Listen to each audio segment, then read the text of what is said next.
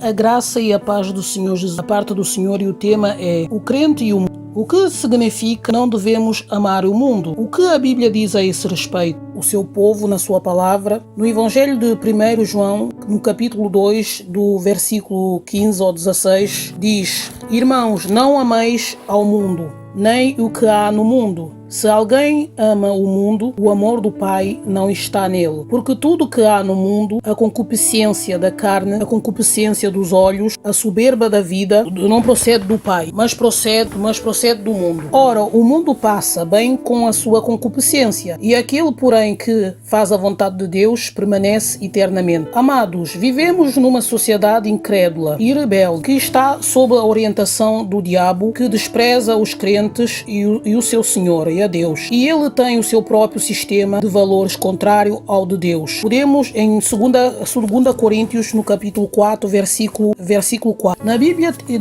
o termo o mundo pode se referir à Terra e ao universo físico em Hebreus 1, versículo 2, mas muitas vezes se refere ao sistema humanista, que está em desacordo com Deus. Quando somos instruídos a não amar ao mundo, a Bíblia está se referindo ao seu sistema de valores cru. Satanás é o Deus dessa terra. Nós sabemos, nós os cristãos, que Satanás é o Deus desse mundo, desta terra. A Bíblia diz que o mundo jaz no maligno. Na primeira epístola de João foi escrito para uma comunidade cristã que se definia com a heresia do primeiro século. Nessa epístola de 1 João, o apóstolo João procura encorajar os seus membros a viverem numa espécie de vida coerente com a comunhão com Deus e o seu Cristo, e a ter uma realidade espiritual. O João nos revela também nesse capítulo 2 como ter uma vida vitoriosa, que o crente deve ter essa consciência, essa realidade de meter em prática esses princípios. Quando a Bíblia diz que não devemos amar o mundo, nem as coisas que há no mundo, ela quer dizer que devemos deixar as práticas do mundo e não andar como o mundo anda. O mundo nos oferece os desejos da carne,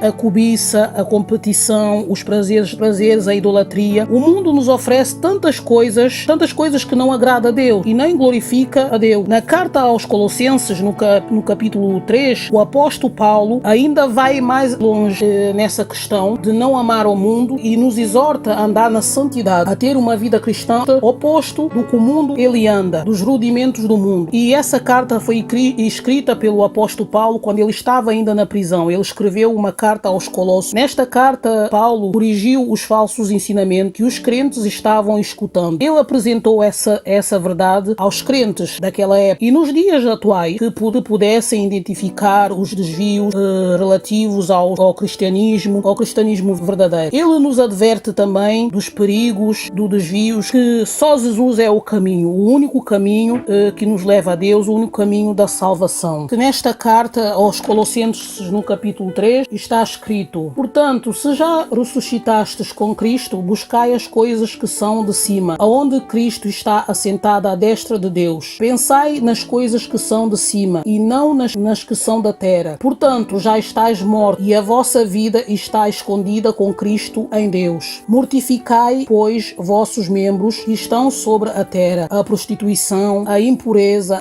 o apetite desordenado, a vil concupiscência e a avareza, que é a idolatria. Amados, eu já ouvi tantas heresias de homens sem nenhum conhecimento da base bíblica, dos princípios bíblicos que os cristãos devem meter em prática, devem ter esse conhecimento. Já ouvi homens que se dizem cristãos, que se dizem conhecer a palavra de Deus, que nos seus próprios andam pelos seus próprios raciocínios e dizem que Jesus já pagou o preço por nós na cruz e que nós não devemos mais lutar contra o pecado e nem contra o mundo, porque Jesus ele já fez esse sacrifício por nós. Isso são conceitos errados. Isso está errado. É uma heresia diante da palavra de Deus, porque a palavra de Deus diz o contrário. O problema é que essas pessoas, elas não meditam na palavra de Deus, não estudam a palavra de Deus e acabam se deixando enganar elas mesmas e enganando também aos outros. E isso é um perigo para os nossos dias, o dia de hoje que vivemos. Nós vivemos um tempo de fim, nós vivemos um tempo muito difícil difíceis sobre a terra, onde o Senhor Jesus ele já nos tinha avisado, já nos advertiu lá no passado que haveria tempos trabalhosos sobre a terra, difíceis sobre a terra, onde muitos falsos profetas se levantarão com falsas doutrinas, com a doutrina do erro, do engano, e essa doutrina do erro, do engano já está no mundo, porque se o cristão não tem conhecimento dessa base bíblica, isso é um perigo, porque está em jogo a nossa salvação, está em jogo a nossa vida com Deus, a nossa salvação. Mas isso é um erro, porque a própria Bíblia, que é a palavra de Deus, nos adverte que nós não devemos amar o mundo, mas buscar as coisas do alto, aonde Cristo está sentado, buscar as coisas lá de cima. E homens que se corromperam no seu próprio entendimento e não esforçam a conhecer a vontade de Deus e tomam seus pensamentos pelos pensamentos de Deus. Mas a palavra de Deus nos diz, Deus mesmo ele diz na sua palavra, os meus pensamentos não são vossos pensamentos, o meu caminho não são vossos caminhos, porque assim como o céu está mais alto do que a terra, assim são os meus pensamentos mais elevados do que os vossos. Então que nós devemos meditar qual é a vontade de Deus. A vontade de Deus é que abstenhemos das coisas do mundo e a nossa santificação, essa é a vontade de Deus, a nossa santificação. No versículo 2 diz assim, pensai nas coisas que são de cima e não nas coisas que são da terra. Nós devemos buscar as coisas lá de cima do reino, porque já estamos mortos na nossa natureza pecaminosa. No dia que nós entregamos a nossa vida ao Senhor Jesus, no primeiro dia, nós nascemos de novo e foi a partir desse momento que nós morremos para esse mundo. Nós morremos pelo rudimento desse mundo e nós nascemos para o reino de Deus. Ora, quer dizer que a nossa vida está escondida com Cristo em Deus, assim como diz as Escrituras. No versículo 5 nos aconselha que devemos mortificar os nossos membros, os nossos corpos que estão sobre a terra. Os nossos membros, os nossos corpos, é esse corpo que nós temos, é esse corpo, a nossa natureza carnal, pecaminosa. E aí esse versículo começa a nos identificar uma série de coisas que devemos abandonar. Devemos abandonar a prostituição, a impureza, o apetite desordenado, a vil concupiscência e a avareza, que é a idolatria. Tudo isso são obras da carne e prática do mundo. Ora, por essas coisas vem a ira de Deus sobre os filhos da desobediência. Irmãos, isso é sério, porque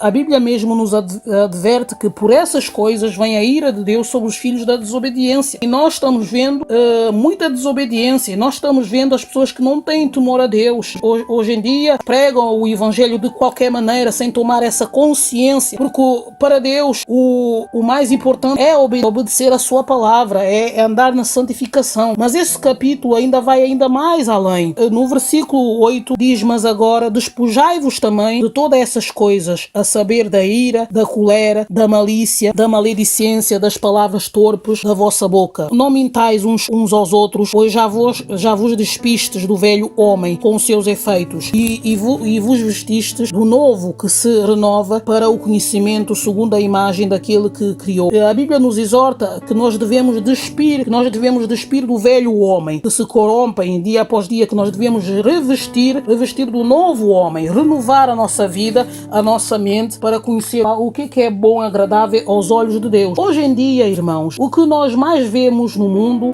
no nosso meio, no meio dos cristãos, são pessoas que não temem a Deus. Eu próprio tenho visto cristãos, além de ver o mundo, também tenho visto no meio do cristão pessoas que não temem a Deus. O mundo em si não teme a Deus. E o mais incrível é que temos cristãos que se dizem crer em Deus, mas não, na realidade eles não temem a Deus. Sujam o nome de Deus quando brincam de ser cristão, mas de Deus ninguém zomba. O que é o temor a Deus? O temor a Deus, para mim, meus queridos irmãos, é respeitar o seu santo nome, é obedecer os seus mandamentos, porque o Senhor Jesus nos disse que aquele que me ama guardará as minhas palavras. Guardar as palavras do Senhor, meus irmãos, não é pegar a Bíblia e colocá-la na prateleira, deixar ela semanas após semanas na prateleira, sem pegar, sem estudar, sem meditar nela e sem orar. A Bíblia não é um livro como os outros. A Bíblia é a palavra de Deus, é os pensamentos de Deus para nós. A Bíblia é a fonte da vida. A Bíblia diz que o temor a Deus é o princípio da sabedoria. No livro de Provérbios nós encontramos essa palavra. Mas nos dias de hoje, são poucos os que procuram por essa sabedoria. Revesti-vos, pois, como eleitos de Cristo, santos e amados, de entranhas e de misericórdia, de benignidade, de humildade, mansidão, longanimidade. O mundo, meus irmãos, é o que deixamos para trás quando vimos e recebemos a Cristo em nossa vida. Em Isaías 55, versículo 7, diz que converter-se ao Senhor envolve também abandonar os nossos próprios caminhos e pensamentos. Eu posso vos dizer, já há 9 anos que eu sou convertida, que eu nasci de novo. Eu tenho essa convicção que eu nasci de novo, porque eu morri por esse mundo e eu nasci para o reino, e eu a cada dia mais eu deixo Deus transformar a minha vida, porque a minha vontade é um dia estar com Ele na glória. E eu quero também que os meus amados irmãos também tenham essa consciência que o mundo espiritual, ele é real. O mundo espiritual, ele é mais real ainda do que esse mundo visível que nós vemos, porque todas as coisas que aqui existem nesse mundo foram criadas através do mundo espiritual, porque a Bíblia nos diz em Gênesis, quando Deus ele criou o céu e a terra, o espírito dele ele pairava sobre as águas. Então ele disse que haja luz, e a luz houve. Ele disse e a luz houve no meio das trevas. Então, antes de Deus criar esse mundo, Deus já existia e o mundo espiritual já existia. Então, o que eu quero vos dizer, que o mundo espiritual, ele é real, ele é bem real, mais real que esse mundo que nós vemos. Tudo isso ele passará. Desde que eu me converti, a primeira vez que levantei as minhas mãos para aceitar o Senhor Jesus como meu Salvador, eu decidi de viver uma vida nova, em Cristo, em santidade e obedecer a Deus, porque o Senhor diz na sua palavra que sem a santificação ninguém verá Deus. Eu decidi de morrer por esse mundo e viver para Deus. O mundo, esse sistema mundial que vivemos muitas vezes, aplaude o pecado. Esse sistema, ele aplaude o pecado. E é um sistema que é Satanás ele promove esse sistema. Tudo o que ele promove é inveja, adultério, orgulho e mentira. E isso são caráteres de Satanás e ele passa para o mundo esse caráter que ele tem nele. Então nós podemos ver através das coisas que acontecem no mundo. E esse sistema do pecado, esse sistema mundial, ele aplaude o pecado e nos encoraja também a invejar os outros e a cometer os pecados e a invejar os pecados dos outros e a comparar-nos com as pessoas do mundo. Todos os dias nós somos bombardeados com propagandas e publicidades para nos seduzir e nos levar ao pecado. É essa a intenção do diabo, é nos seduzir com as coisas do mundo, e se nós não fazermos atenção, e nós acabamos caindo nelas. Vai e vigiai para não... Tudo que o mundo nos oferece é tentação para nos afastar de Deus. Deus diz a seus filhos que devemos priorizar primeiro o reino. Em Mateus, o Senhor Jesus ele nos ensina que nós devemos buscar primeiro o reino de Deus e a sua justiça, que no demais coisas será nos acrescentado por debaixo. Ninguém pode servir a dois mestres, e nós não podemos ser dedicados a Deus e ao mundo ao mesmo tempo. Quando nós entramos na família de Deus através da fé em Cristo, Deus nos dá a capacidade de abandonar o modo de vida corrupto do mundo. Nós nos tornamos cidadãos do outro reino. Amados, se persistirmos a amar o mundo do mesmo modo que os incrédulos, isso irá impedir o nosso crescimento espiritual e nos tornar infrutíferos para o reino de Deus. O Senhor diz o Senhor diz na sua palavra que se o meu povo que se chama pelo meu nome se afastar dos seus maus caminhos, orar, buscar a sua face, se humilhar, ele ouvirá do céu e sarará a sua terra. A sua terra quer dizer a nossa vida. Ele ouvirá do céu e sarará a nossa vida. O Senhor nos diz, a Bíblia é bem clara a esse respeito. Jesus tomou este pensamento quando ele disse: quem ama a sua vida perderá, mas aquele que odeia a sua vida neste mundo preservá-la para a vida eterna. Não amar o mundo inclui a nossa própria vida também. Jesus disse que se amarmos algo mais do que Ele,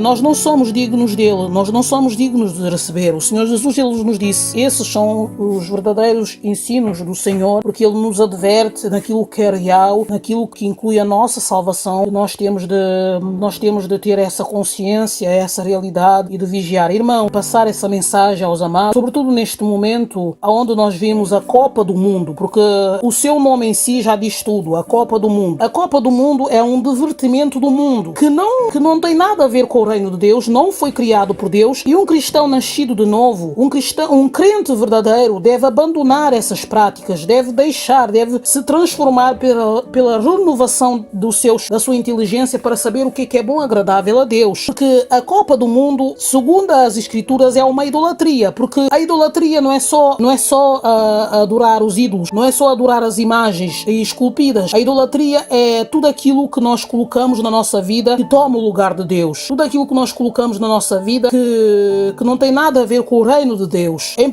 Coríntios 10, versículo 7, diz não participar desses entretenimentos. Nós não devemos participar desses entretenimentos que não nos aproxima de Deus, porque o Senhor mesmo nos aconselha a procurar as coisas lá do alto. A Bíblia diz que nós devemos procurar as coisas que são lá do alto, que são lá do céu, onde Cristo está sentado. Em geral, o termo mundo na Bíblia refere-se ao sistema perverso controlado por Satanás, que nos afasta da oração a Deus. Nós devemos sim amar as pessoas, mas o que nós não devemos é concordar com as suas práticas, e nós devemos desconfiar de todas as coisas que possa corromper os nossos sentidos, que possa nos afastar de Deus. É isso que a Bíblia nos traz, é isso que a Bíblia nos adverte. Então, amados, vivemos um tempo crítico no mundo, um tempo muito crítico. Vivemos os últimos dias, a Bíblia nos fala dos últimos tempos, onde são poucos que guardam os mandamentos do Senhor. Vivemos a porta estreita, são poucos que estão à procura dessa porta estreita. Devemos vigiar e não deixar as coisas do mundo tomar a conta da nossa vida e nem da nossa congregação, porque a vinda do Senhor Jesus está